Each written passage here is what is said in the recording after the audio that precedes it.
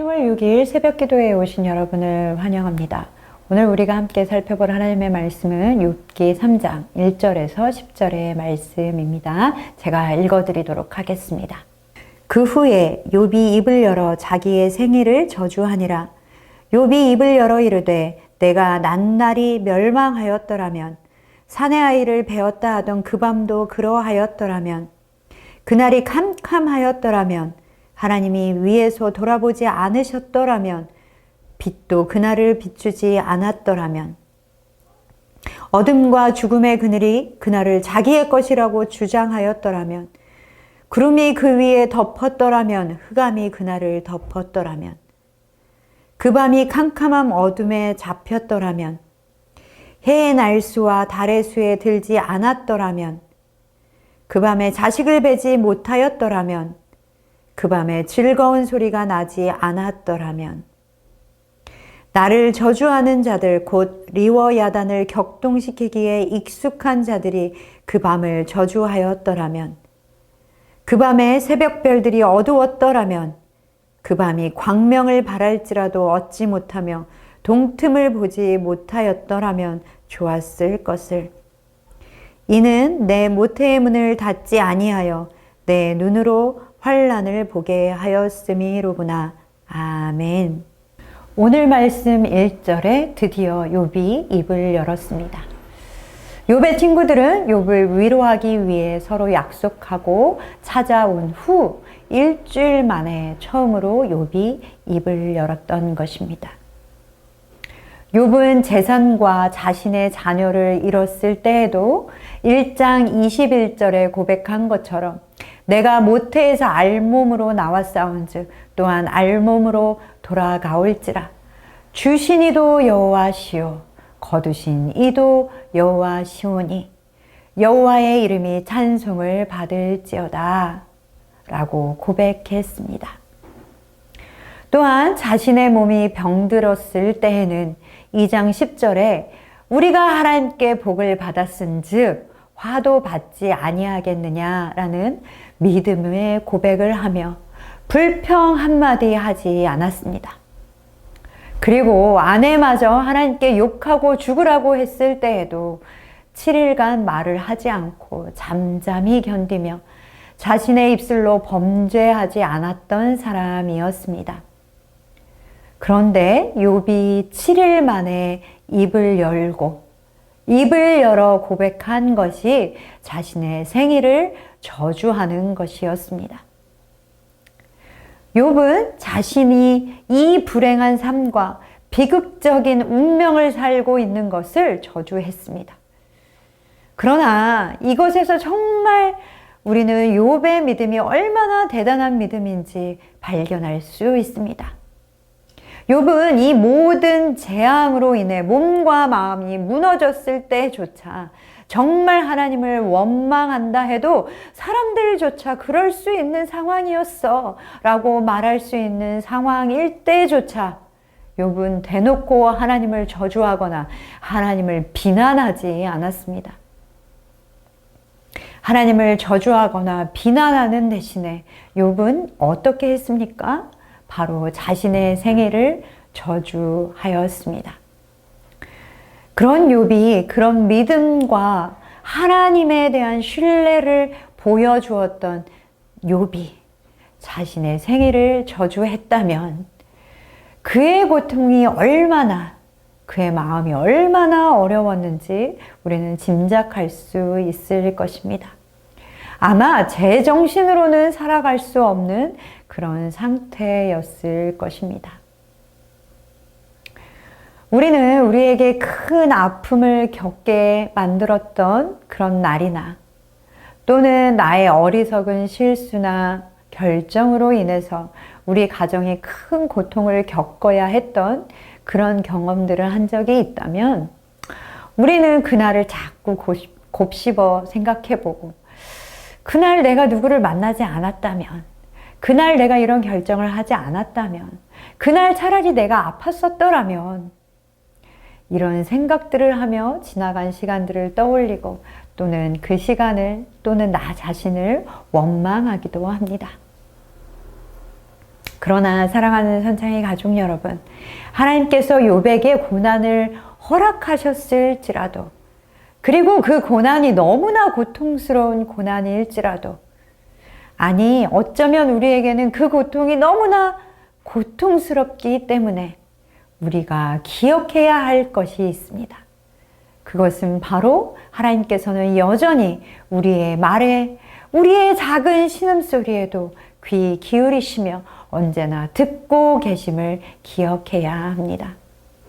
우리가 너무나 심한 고난을 겪을 때는 정말 너무나 지쳐서 기도할 힘조차 없을 때가 있습니다. 그때 우리는 어떤 많은 말로 기도하지 못하고 아버지라는 외마디의 기도밖에는 할 수가 없을 때도 있습니다. 그러나 하나님은 그럴 때조차 우리의 그 아버지라는 말 한마디를 들으시고 우리를 주목하여 보시고 우리를 찾아와 주시는 분이십니다. 사랑하는 성도 여러분, 하나님 앞에 나아가 토로하시며 하나님을 구하시는 여러분 되시기를 소망합니다. 고통으로 우리의 마음이 무너질 때, 그때 하나님을, 우리의 아버지 되신 하나님을 부르십시오. 우리에게 이 시간을 이길 힘을 주시고 그 시간을 함께 하실 것입니다. 그런 욥이 3절부터는 자신의 생일을 저주하는 것을 넘어 이제는 빛이 아니라 어둠과 죽음의 지배를 받았다면 좋았을 것이다 라고 고백하고 있습니다. 이제는 하나님의 창조의 섭리와 다스림을 다 잊어버리고 탄식하고 있습니다. 그리고 결국에는 자신이 태어난 것을 한탄하고 있습니다. 내 모태의 문을 닫지 아니하여 내 눈으로 환난을 보게 하였음이로구나. 생명이 잉태되고 태어나고 죽는 것은 하나님께 달려 있으며 생명의 탄생은 하나님의 축복입니다. 얼마나 놀라운 축복인지 모릅니다. 그런데 자신의 태어난 것조차 원망하고 있는 욥의 모습을 보십시오. 욥과 똑같은 고백을 했던 사람이 한 사람 있습니다. 바로 예레미야입니다. 물론 예레미야는 남유다를 향한 하나님의 심판을 선포했기 때문에 유다 사람들로부터 받은 박해로 인해 예레미야도 이런 박해로 인한 고통 때문에 욥과 똑같은 고백을 했었습니다. 예레미야 20장 14절 말씀에는 내 생일이 저주를 받았다면, 나의 어머니가 나를 낳던 날이 복이 없었다면 이라고 말하고 있습니다. 18절의 말씀은 오늘 본문 10절의 말씀과 너무나 동일한 말씀입니다. 예레미야 20장 18절의 말씀은 이렇게 말씀하고 있습니다. 어찌하여 내가 태에서 나와서 고생과 슬픔을 보며 나의 날을 부끄러움으로 보내는고 하니라. 자, 욥과 예레미야의 이런 고백은 아무리 고급스러운 단어로 포장하고 있고 그럴싸하게 말했다 할지라도 간단하게 말해보면 이렇게 사느니 차라리 죽는 게 낫지 라는 말인 것입니다. 우리도 그런 생각을 할 때가 있지 않습니까? 아니, 그런 생각은 저절로 되곤 합니다. 이렇게는 못 살겠다. 하나님은 우리의 어떠한 작은 몸짓에도 그리고 신음소리조차 들으시고 우리를 위로하시고 우리를 다시 세워주시고 힘을 주시는 분이십니다. 그러나 사랑하는 선창의 성도 여러분, 우리가 나의 삶이 원망스러울 때 우리는 우리의 태도가 지금 어떠한지 우리는 돌아보아야 할 것입니다. 고통으로 나의 삶이 원망스러울 때 우리는 다른 것이 아니라 하나님의 성품을 기억해야 합니다. 욥이 하나님의 창조 섭리를 잊어버리고 하나님이 우리를 창조하신 그 사랑의 하나님이라는 하나님의 성품을 잊고 말았습니다. 우리가 당하는 고통으로 인해 그것들을 다 잊어버리게 되고 그렇게 될 때 우리는 더 깊은 절망의 나락으로 떨어질 수밖에 없습니다. 그러나 우리가 말씀 가운데 계시하여 주신 하나님의 성품과 하나님의 일하심의 섭리를 기억한다면 우리는 그것을 붙잡고 나아갈 수 있는 것입니다. 그럴 때 우리가 그 붙잡은 그 하나님의 성품과 말씀을 우리는 우리의 삶에서 경험하게 되는 것입니다. 그리고 우리는 믿음으로 그것을 이겨낼 수 있게 되는 것입니다. 또 다른 한 가지, 우리가 우리의 인생이 너무나 원망스럽고 저주스러울 때 우리는 감사의 마음을 회복해야 합니다. 내 삶이 원망스러운데 감사의 마음을 회복한다? 지금은 쉽게 말할 수 있을지 모르겠습니다. 그러나 그것은 정말 쉬운 일이 아닙니다. 차라리 태어나지 않았으면 좋았을 것을. 이렇게 사느니 죽는 게 낫겠다. 아니, 나는 왜 이 고통스러운 인생을 태어나서 이 고통을 다 당하고 있나? 라는 고백은 오히려 쉬울 수 있습니다. 그러나 이때에도 우리는 감사의 마음을 회복해야 합니다. 여러분, 생명 자체가 하나님의 축복이며 하나님의 선물입니다. 자녀들을 얻으셨을 때, 아니 손주 손녀들을 보셨을 때의 기쁨이 아직도 생생하시지 않습니까?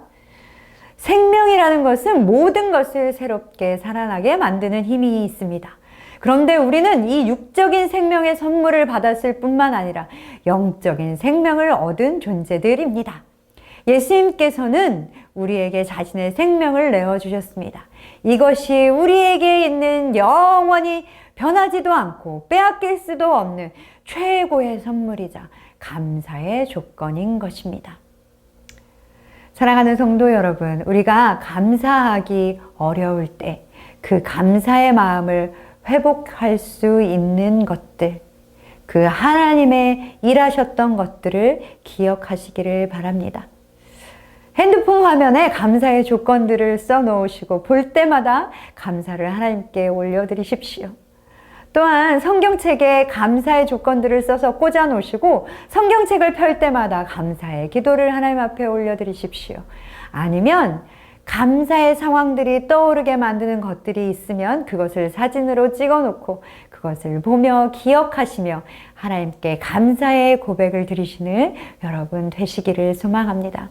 구체적인 감사의 기도 제목을 하나님 앞에 올려드리십시오. 그럴 때 우리 안에 사라진 그 감사의 마음들이 회복되게 되어질 것입니다.